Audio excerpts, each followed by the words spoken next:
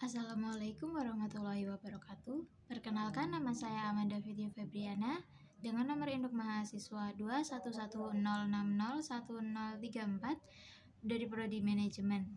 Pada tugas mata kuliah Islam dan Iptek pertemuan kedua kali ini, saya akan mempresentasikan mengenai dialektika akal dan alam semesta. Dialektika akal dan alam semesta.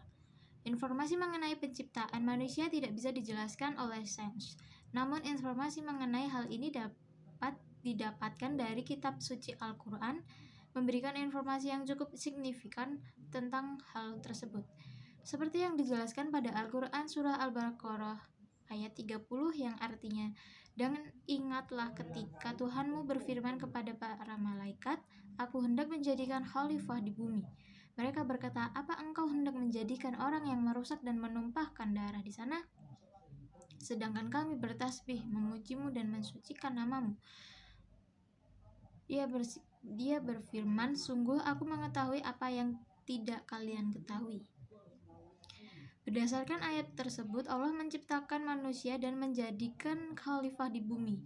Allah memberikan kelebihan pada manusia dengan cara Allah mengajarkan ilmu, seperti yang dijelaskan pada Al-Quran surah Al-Baqarah ayat 31 yang artinya, dan dia mengajarkan kepada Adam nama-nama benda semuanya. Kemudian dia perlihatkan kepada malaikat seraya berfirman, sebutkan kepadaku nama semua benda ini jika kalian yang benar. Ayat tersebut sesungguhnya menyiratkan sebuah pesan bahwa jika manusia mampu memahami pengajaran ilmu yang diberikan oleh Allah, maka sesungguhnya Allah sudah menanamkan semacam piranti yang dapat menerima, mengolah, dan mengembangkan ilmu pikiran atau akal. Kemudian, refleksi sejarah awal manusia di muka bumi. Salah satu generasi awal muda di muka bumi ialah Qabil dan Habil. Keduanya merupakan putra Adam. Untuk memenuhi kebutuhan pangan, mereka melakukan domestikasi tanaman dan hewan. Qabil mengembangkan domestikasi tanaman, sementara Habil mengembangkan domestikasi hewan.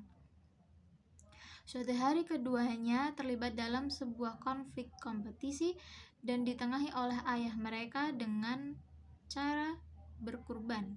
Barang siapa yang diterima kurbannya oleh Allah, maka dialah yang memenangkan kompetisi itu. Maka keduanya berkurban sesuai dengan hasil pekerjaan yang mereka tekuni.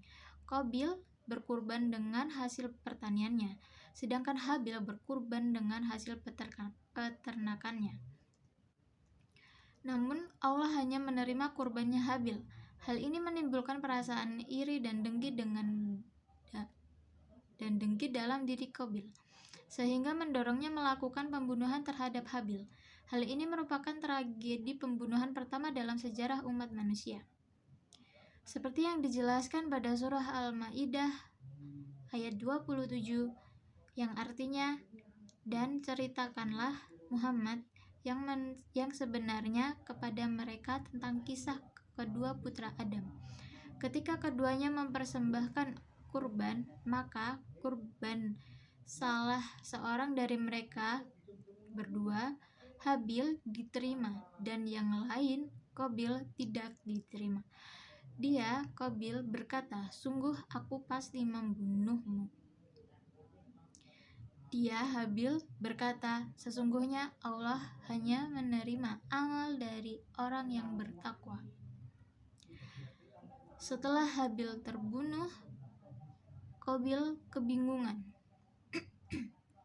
Apa yang harus dilakukan terhadap jenazah Habil?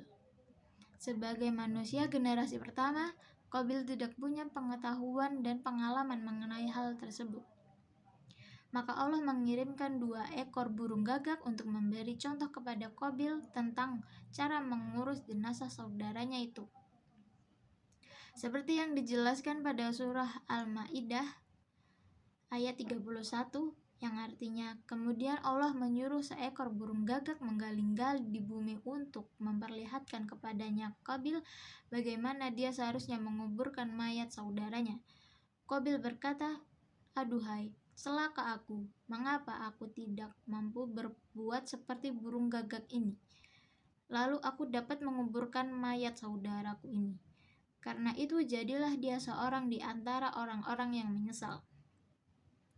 Ayat tersebut menyiratkan sebuah pesan bahwa akal manusia bisa diaktifasi melalui proses interaksi bersama alam. Dengan pikiran yang dianugerahkan oleh Allah, manusia bisa mengembangkan kebudayaan di muka bumi, seperti bahasa, sistem pengetahuan, teknologi, organisasi sosial, sistem ekonomi, dan lain sebagainya. Oleh karena itu, Al-Quran menganjurkan agar manusia melakukan penjajahan di muka bumi untuk mengaktifasi pikiran atau akal agar menghasilkan ilmu pengetahuan. Kemudian, Pre-Human Hominidae. Pre-Human Hominidae, penelusuran antropologis dan arkeologis di banyak wilayah di muka bumi menemukan adanya fosil-fosil pre-human. Sebagian hominidae itu menunjukkan lapisan-lapisan historis purba. Fosil yang berusia lebih muda tampak lebih cerdas dengan volume otak yang lebih besar.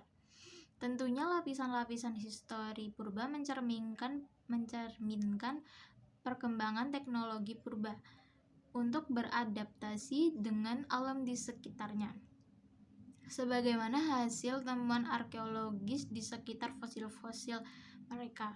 Salah satu teknologi purba yang mereka inisiasi ialah domestikasi tanaman dan hewan. Generasi terakhir makhluk hominide bahkan diindikasi telah menemukan api dan menggunakannya untuk membuka lahan pertanian. Baik, itu saja yang bisa saya sampaikan. Ada kurang dan lebihnya saya mohon maaf. Terima kasih. Wassalamualaikum warahmatullahi wabarakatuh.